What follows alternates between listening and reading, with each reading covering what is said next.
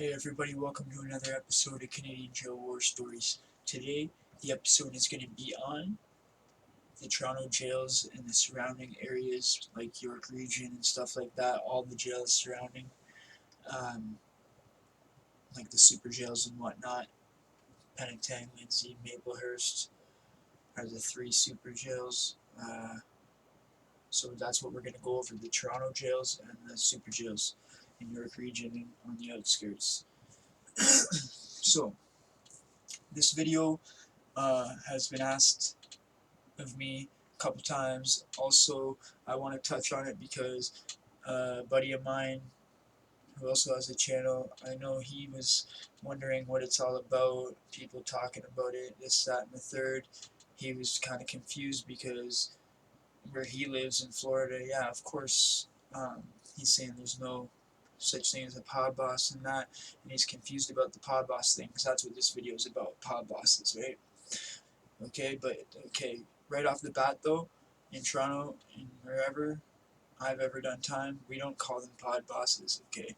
We just call them, certain places that I've been, we've called them cleaners, okay?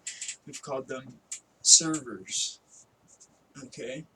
And then later on, I'm going to get into another phase, which is the Don Jill, which is an animal of its own, and there's called quartermen there, okay? So now we're going to start off with the servers and the cleaners. So what happens is, okay, basically, yeah, they're not called pod bosses, but the reason I'm saying this is because I know what he's talking about by when he says pod boss. He's talking about somebody that is doing the job of the cleaning job on the range, the server, the guy handing out the food, the guy that's keeping the range in order, so to speak, right? So basically here, it's a pretty big job. In where he is, he said that it wouldn't fly because gangs would take it over, this, that, and the third, or somebody bigger would just beat the server up and take the job. Okay, I'll touch on that right away. Of course the gangs are going to be the ones that take it over. Those are the ones that take it over here too.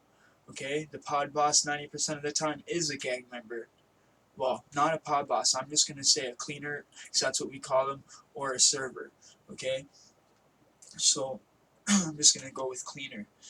So the cleaner on the range, I've heard them say called the houseman.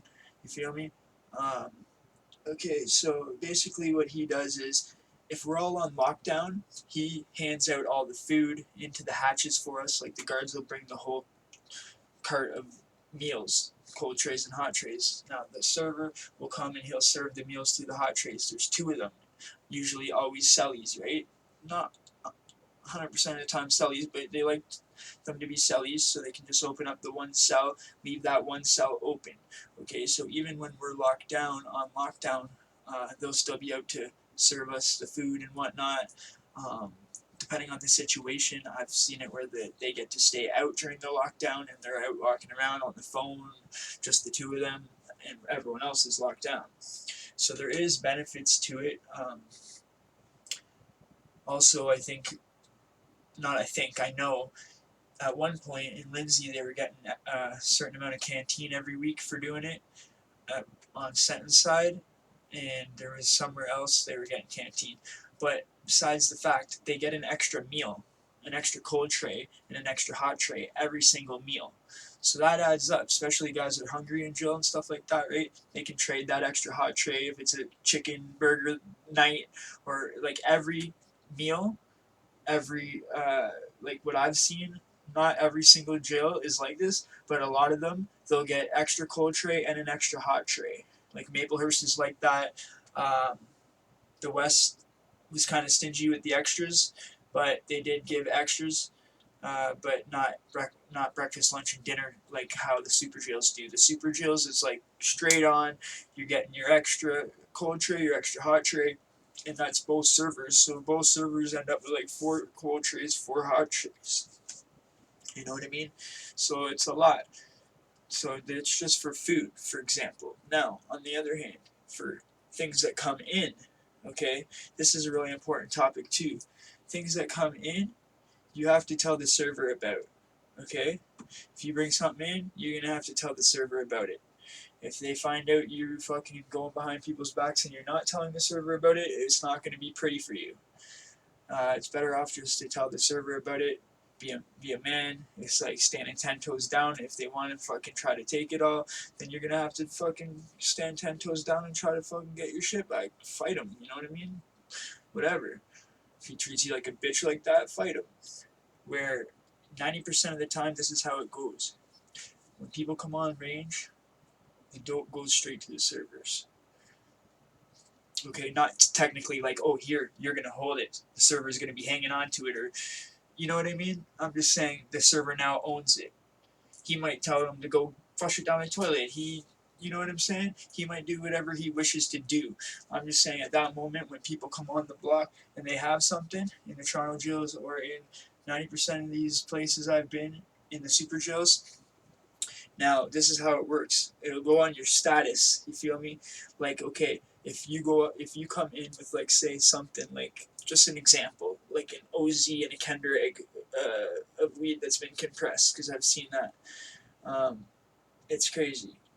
So basically, what's gonna happen is if you give him that, you give him the whole thing, and then he's gonna give you what he thinks back. So like, if he thinks you're a total bitch, he's probably gonna keep most of that. And I'm just tossing out number for an example. So he's gonna keep on most of that ounce, right? And give you back fucking barely anything, maybe a joint. You know what I mean? Where if he, on the other hand, if he has mad respect for you, and he knows who you are, and he's like, you know what, I don't really want to fucking ruffle this guy's feathers. I think everything's good with this dude. You know, I don't want to really step on his toes like that. You know, this guy's pretty cool. He's gonna bust me off anyway. You piece him off right anyways.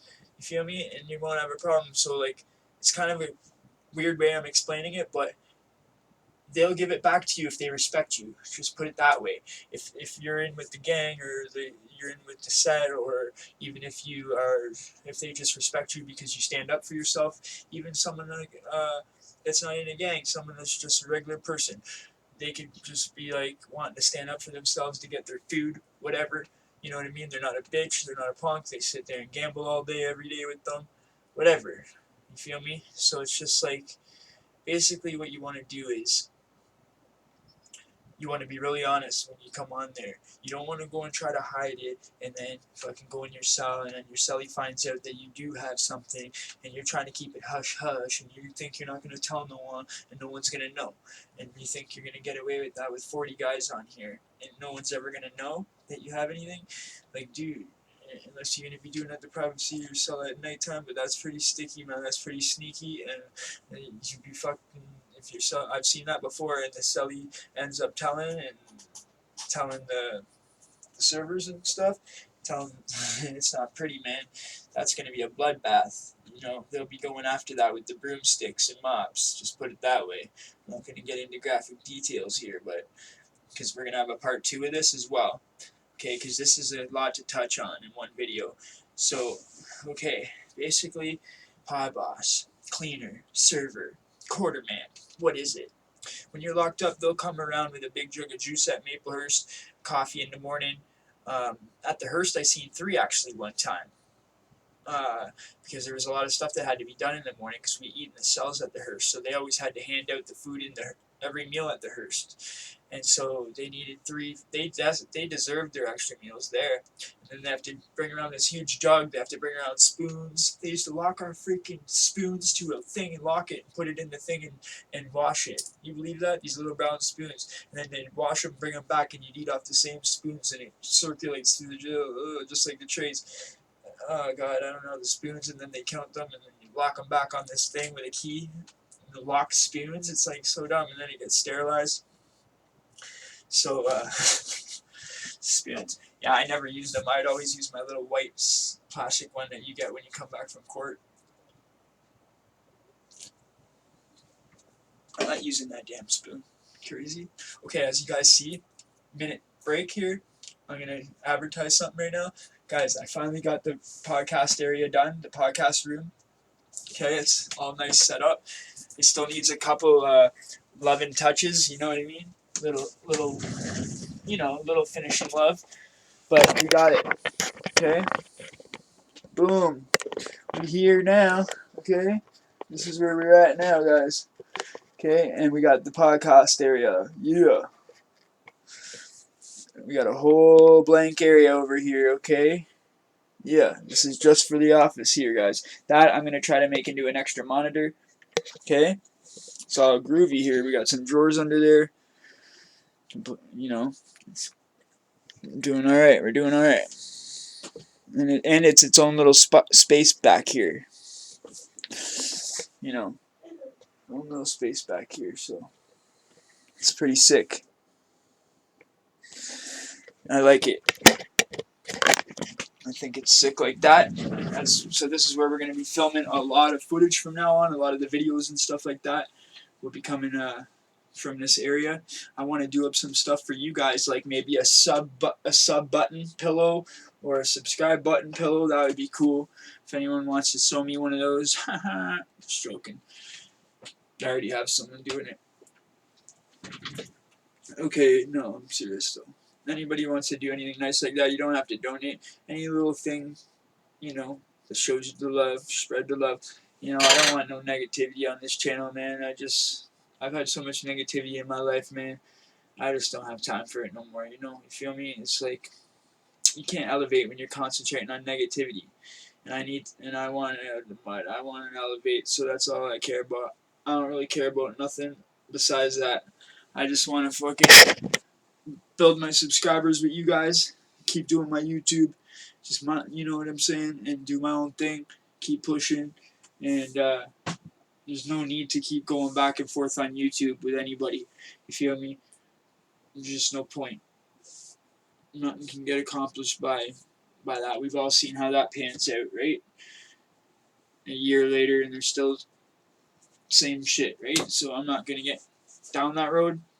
So anyway, that being said, you probably noticed that I'm gonna be taking down a video probably soon.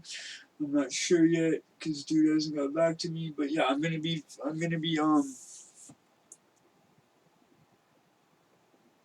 whatever. I don't need to get involved. I don't need to even talk about that. That's private shit. So anyway, let's do this. We're going live Saturday. Okay, it's just a little intermission in the video. Okay, now back to the cleaner pod boss / quarterman. Okay, so yeah, in the hearse they bring all the food around and stuff like that. They'll usually be in the gang. You'll usually have their own phone, but usually okay. So when it's the servers, right? Say 2 or 3 of them are the servers. That doesn't mean that the other 10 homies that are there with them aren't backing them up and going along with the program. You feel me? They're the ones making sure that he's the server. They're the ones. He's the one that they want to be the face of the gang, to be the server. You get it, bro? That's what I'm trying to explain to you here. It's not just one guy coming in, looking around and being like, this range is soft. I'm gonna fucking knock this motherfucker out and I'm gonna take the fucking server job. I'm gonna take the cleaner job. No, it don't work that way, bro. 90% of the time it'll work by, the biggest gang with the most seniority, who's been there the longest. Who's ever been there the longest, whatever gang's been there the longest, or a civilian that's been 10 toes down the whole fucking time and has a rep like a motherfucker and has hands like a beast. Might be, if he had a lot of respect from gangs and shit like that, if he was gang affiliated and shit, and maybe he could get away with that shit. I've seen it a few times. Or just a motherfucker, crazy motherfucker with hands that no one wants to get near. But that only goes on for a little while, you know what I mean? Most of the time, the guards like it ran a certain way, and they want the person that's been there the longest to be the one bringing in the food, bringing in, if it's laundry day, handing out the laundry guys will come and bring it, and then to the range, and then he'll hand it out type thing. Shit like that. Like, if you want something, you go ask him. You don't go talk to a CO. You go ask him you need a request form, or you need those little fucking bar soaps that come free from the jail and shit like that. So, or toothpaste or shaving gel. Usually the server will leave a big box of this crap at the back because he gets his own shit from canteen. He doesn't want to be bothered with that other crap. So they leave it at the back of the range with all the request forms and shit. You'll see it all back there on the slab. Okay. So you really have to kind of see who the server is by watching and shit like that. Well, you'll know who serves the food, but in the ones where they don't serve the food and shit like that, you really gotta observe, sit back and close your mouth, open your eyes, open your ears, and sit back and observe your surroundings. You feel me? And you want to see what's going on and shit like that. You know, people, it's good in the range, and you know what I mean. Don't just go running in full throttle head first, thinking that you're hero. He-Man and gonna fucking take down this guy and you're gonna be the pod boss or you're gonna be the server. You're gonna get your fucking head stomped. You're gonna get your fucking melon squashed. You feel me? You know what I mean? It don't work that way. Like, what you don't realize is there's gonna be another 10, 20 guys that already respect this guy enough to be allowing him to be the server on that range. So if the other 40 guys respect it, who are you to fucking say anything? You feel me? So it's like, you gotta look at it that way, and it's like, okay, oh yeah, that's true. You want to ruffle the feathers and shit like that with a gang, you feel me? Well, go ahead, but you know, I don't suggest it. So that's how it works, bro. 90% of the times in these jails, when you see one of these dudes serving and shit, being a cleaner, being a houseman, you know, being a quarterman, obviously 90% of the time they're part of they're affiliated. Like I said, when they're not affiliated, I just explained to you.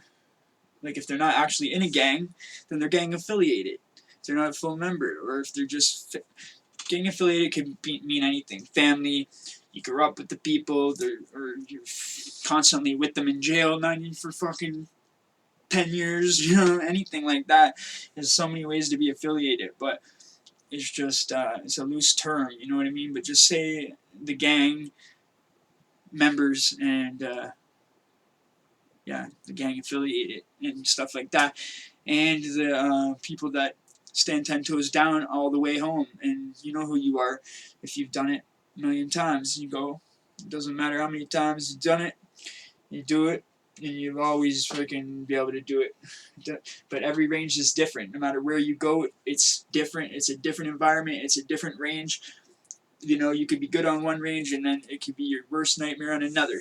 So when I said if you do it on one, you can do it in another, I didn't mean um, like that. I mean, if you got the heart to make it through one pod or one bid, you'll be able to hopefully, you know what I mean, make it through anything that you got to go through that God puts in front of you.